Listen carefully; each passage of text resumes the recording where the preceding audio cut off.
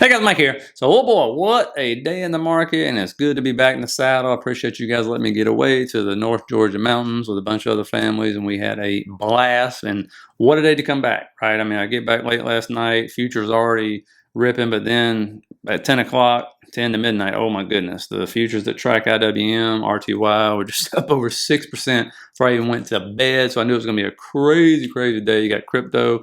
Bitcoin setting all-time new highs. You got Elon winning an enormous bet, which I'll get into. And what has happened? Okay, uncertainty is taken out of the market. Right, the stocks people think are going to do good under President Trump are absolutely being front run like crazy today. The sectors they don't think will do good underneath them are getting crushed today. And there were some stocks just kind of thrown in there that he had talked about. Some of them doing good, some of them not so good. So we'll talk about one of them in particular, which is a very important company, I believe. And we'll get into Tesla and NVIDIA and all the rest of them. But you threw a rock today, and what'd you hit? A new all-time high, you know. And I got to ask before I even get into it, did you ever think, and I know nobody thought this, you're lying if you tell me this, that IWM would beat the QQQ to a new all-time high? Be honest. Come on now, I'll be honest. I never thought that. The Qs were so close. And who knew IWM was going to be up crazy enough to beat QQQ to an all-time high? But don't worry. QQQ caught up, right? They got an all-time high as well, new all-time high. So finally, it's been forever. And so we'll get into all that right now. But when you look right here, guys, you see the SPY obviously setting at all-time highs right now. Again, it's at multiple all-time highs, as we can see right here. The Qs setting at all-time highs. And so what, of course, is going to be your support? And it finally caught up, right? Very easily, it's going to be the previous all-time high. But then there's IWM. And we're going to go into these charts in detail in just a second. But IWM, all-time high. Dow Jones, another new all-time high. DJT, watch transportation. This one's catching up. It is not very far off. What? An all-time high, breaking above that trend line, which has been resistance in the past for quite a few weeks now. Okay, so that is starting to break out. RSP, the equal weight ETFs, new all-time high. QQEW, new all-time high again. And so, again, throw a rock, hit an all-time high. We're going to go into a few others that set all-time highs today as well. But when you look at the SPY right here, you can see it came up, retested the previous all-time high, and just kept on going. Okay, like 590 today was a magnet for this thing. So above, there's that 600 line. There's that trend line I pointed out a while back. That's not very far. A lot of people think that's going to be like the top, 600, 610, somewhere in there. That's only like 1.5 to 2.5% away. Okay. That trend line right there will be support now as we readjust this. You can see right there. That will be support, okay, going forward. And so also the old all-time high, right? Usually the previous all-time high always becomes support on this. And so, you know, the options market was just super busy today. I'll show you what I'm talking about in just a minute. So you want to see 585 to 92 hold if you're a bull going forward. Okay, that's the key. As long as that doesn't break, everything's gravy. Okay. Now looking over at the Qs, boom, finally, this thing played catch up and caught a new all-time high. So now the previous will be right there. That'll be support at 502.30. You don't want that to break, but if it does, again, below you have plenty of levels that should hold up unless something crazy absolutely happens, like 499.85, right, which was resistance. We came down, retested today as support. So you got a couple different levels coming down. Again, this is in price discovery mode, right? So this thing can do exactly what the S&P has been doing over the last like 4 or 5 months. We use our fib here. We can see where can this thing go to. Well, you're looking at levels like 507.67, 513, 515. Okay, so the next level's up if we continue to push. IWM, massive, up 6% on the day, which was just absolutely nuts. I can't remember what other day beat that, but by doing that, you see that gap right there, enormous. It set a new all-time high, right? That was from 2021, which we'll get into. And again, it's a big move. At some point in time, it has to digest this move. But as we move up through the rest of the year, you can see 239, 242 right there. So those are levels to watch. Down below, as far as support is concerned, like I said, when you get up in this area, now it's above the previous all-time high.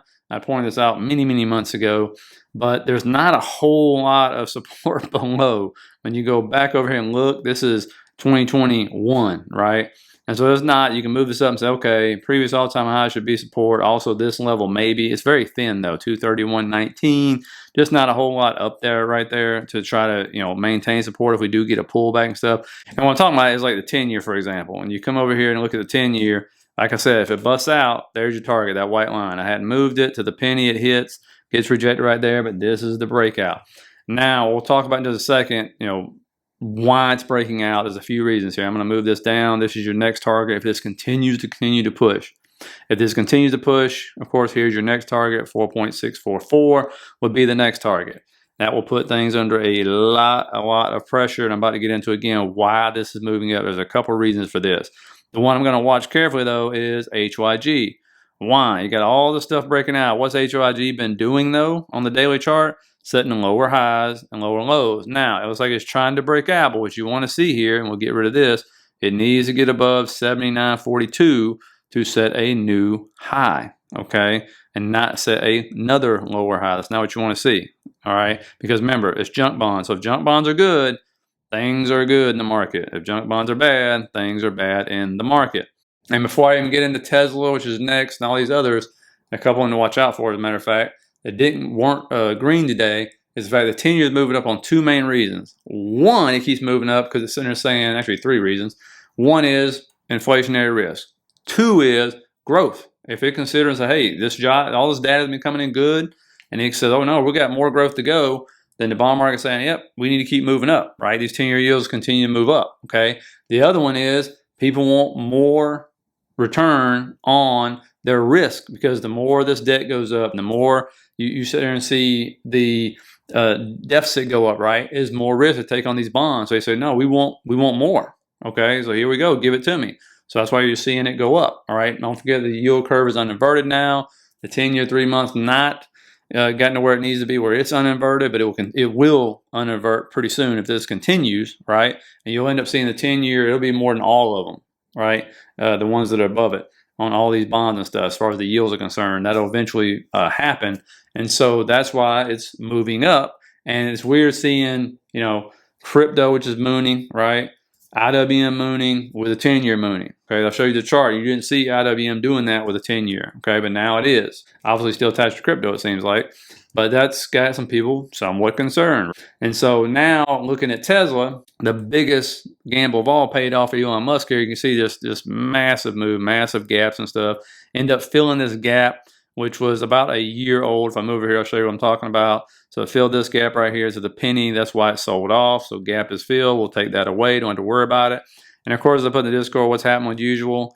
I'm talking about just millions and millions of call sweeps just flooding in. Most of these for December and January and stuff. And so, of course, how Tesla move? That's how Tesla moves, okay? So that's what was happening. And we look at support here, you're looking at this thing thinking, my God, that is a crazy, crazy move. And so does it have to fill these gaps? Absolutely not. Didn't completely fill the one below it right there when it gapped up on earnings. And so remember, gap ups don't have to fill as much as gap downs, right? Because the market's moving up about 70% of the time. And that means stocks are moving up 70% of the time. Now, looking at support, 283.14 is what you're looking to hold. If that does hold and this continues to move up, you're looking at 299 to 300. That's what's going to be on the agenda next for this thing. Again, if it breaks down and it does break through that 283, look for 272, 273 to hold. That's what we're looking for that one. Again, will the gaps fill? We'll see. This is a huge move, just an enormous move. And when I'm talking about this big gamble that Elon won, it was the fact that he put $149 million of his own money into a PAC for Trump, and also helped him on Twitter and stuff like that to push him to victory lane. Because what happens? It helps, Elon. It helps Tesla. It definitely helps SpaceX, which is not publicly traded, but it's going to help that out too, because they already get the majority of contracts for SpaceX. They're going to get way more than that, because when you help somebody become president, you give them $149 million, not them, but their PAC, and to help them move, you're going to get favors. That's politics. That's the way it is, right? So it's good for Tesla. And the reason why it's not because of EVs, because all of the EV companies were red today, every one of them. All right, and plus the other thing I was telling members is that Tesla doesn't ship their cars from China to America, right? So those tariffs shouldn't hurt them either. And you can guarantee there's going to be things in bills. If Elon's able to stay in the cabinet this time, he had to get out of it in 2016, 17, so he wasn't being listened to. But if he's actually getting listened to and all that good stuff, then you can bet money there's going to be things, whether we know about it or not, that they're going to be in some of these bills getting passed and everything else, executive orders, that are going to help Tesla and SpaceX. That's just the way it is, okay? And so that's why you're seeing that big move up. So that bet paid off, because if Donald Trump would have lost, Elon wouldn't be getting those big favors. You would not see Tesla going to the moon today like that. Okay, that's just the way it is. But it paid off. Okay, so congratulations to him and Tesla and SpaceX if it ever does come public. Then there's Nvidia, another new all-time high right here. Like we talked about these levels, if it continues to go up. And then there's Nvidia with a new all-time high, and we talked about these levels before, but if it continues to the upside, 147, 152 is going to be your next ones right there. As you can see, again, down below, 140 is going to be your next support, then 135. And this is another one of those ones where when you look, just nothing but call sweeps, man, just flooding through, as you can see, millions of dollars worth. And so you see even the strikes, right, between 150, 176, some at 125. And so, that's another one. And this is the first day we've seen them, right? Tesla was the winner. But, you see this one-day move up. Can we get multiple days together? That's the big question. KRE, you can see right here, busted out of this channel, which has been in since May 2023. So I'm actually going to get rid of the channel, replace it with a trend line, which will be support now. We'll talk about why this is moving up as well and why it could continue to move up even more tomorrow because we got a big event tomorrow. So that will be support right there, which was resistance for like ever and a day. And so again, when you look at this, it was a big move. And I'm going to move this up because that's also going to be support right there, as you can see, right around $62. And so you have a trend line support, horizontal support. So if it does decide to move down, that's where you're going to see a bounce from right there. I pretty much have no doubt about that. And when we look back, this has happened before, okay? When you come back over here, you can see a big gap up right here in 2020, if I'm not mistaken, right there in November. Okay, that's a key month. That's why I'm looking at November right here. Big gap up, and then it continued to run, all right, all the way into the beginning of 2021. And so it was a very big move for it, okay? And so no surprise there. Again, the gap was like 16% on KRE, and then they continue just to moon from there. And when you look over here, I mean, this thing getting far from all-time highs. All right, if we look over here and measure this right here, that's all-time highs right there.